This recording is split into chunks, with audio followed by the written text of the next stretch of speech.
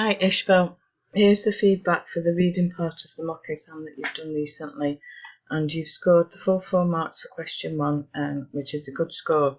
However, just be careful because you're writing way more information than you need to do. You've actually given 8 points there for a 4 mark question, so I'm just concerned that you're writing too much and you're wasting precious minutes that you could be using elsewhere. Moving on to question 2, where you're asked to analyse the language that the writer uses to describe the effects of the storm. You've made a good start with the writer uses lots of verbs in this extract, as Alex has a lot going on around him, and you've given several quotes and you've underlined the verbs in particular. And your analysis is that this helps to give the feeling of being slightly overwhelmed and out of control that a storm can create. And then you've gone on to say that the writer uses a lot of description for the storm. The noise from the storm, the wind lashing the trees, the rain on the roof, the thunder, the roaring of the Pacific Ocean, spilling furious waves, which are all good quotes. However, you've not said what the effects of this choice of words is on the reader, which is the main point of the question. And then you've gone on to say uses complex sentences, gives the reader a feeling of a busy mind, and the feeling of the wildness and uncontrollable nature.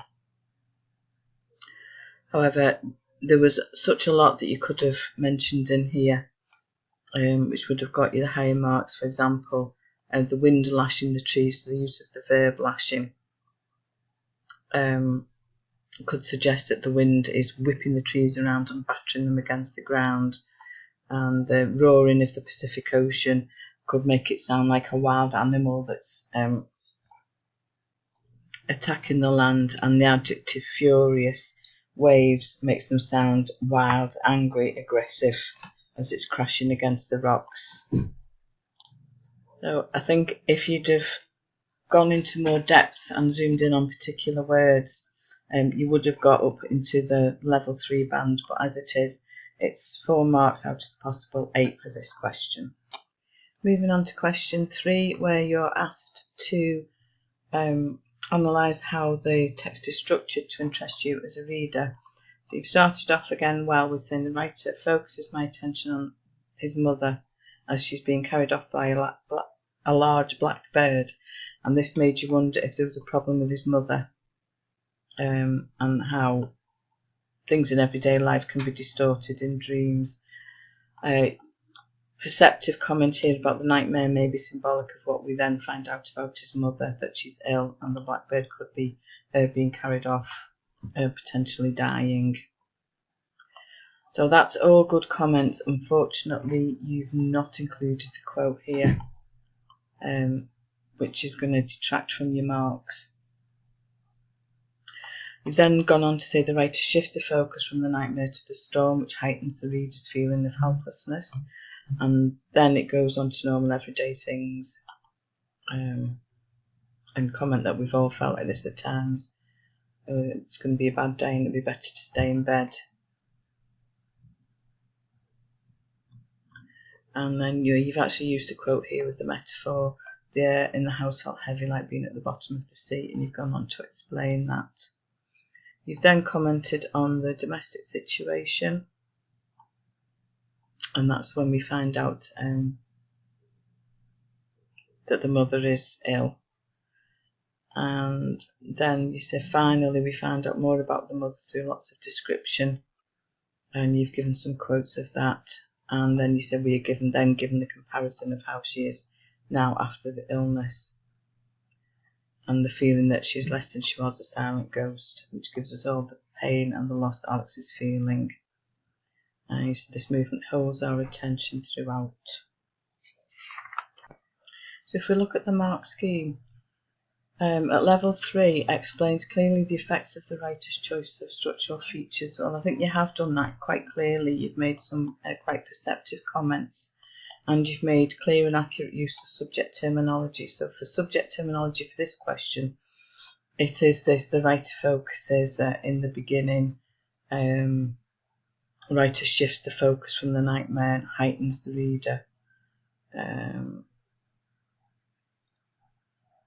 So the mood is lightened, and then finally we found out, and the fact that it talked about the comparison of how she is, and the movement holds our attention. So you have done that. The one thing that lets it down a little bit is that you've not used enough quotes. You've used some, so I think here at level 2 we've got select some appropriate examples. So I think we can say it's 5 out of the possible 8 for that question. But had you given more quotes, then you would have scored a bit higher.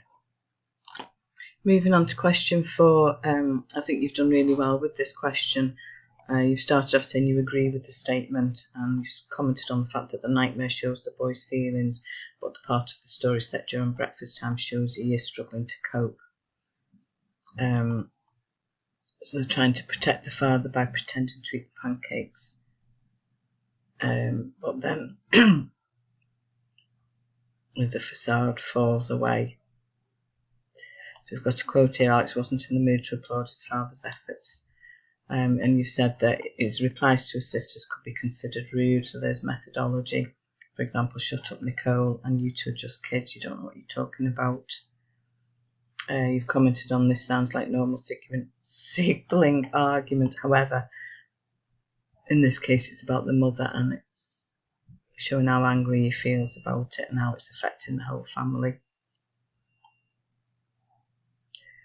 And then here you said Alex's pain and feelings of loss and helplessness are amplified by the last paragraph. So again, methodology. His description of his mother is vivid and bright. Methodology. And again, you've mentioned that he's used alliteration there. Gives the feeling of how underboard the mother was and how that's lacking now. And the description of her illness gives us a feeling of how drained of her former self she is and how much Alex feels her loss. And finally, the metaphor at the ending shows that Alex feels that she's not there anymore. So if we look at the mark scheme, if we look at level 4, evaluates critically and in detail the effect on the reader. Yes, I think you've done that, and shows perceptive understanding of the writer's method. So it's several places where you've shown perceptive understanding of the writer's methods. You've selected a judicious range of textual detail, and you've developed a convincing critical response to the focus of the statement. All the way through, you've referred back to the statement and how it's showing us that Alex and the family are not coping. So I think 17 out of 20 for this question, so well done. This gives you an overall total of 30 out of 40 for the reading questions of this exam paper. So well done, that's an excellent score.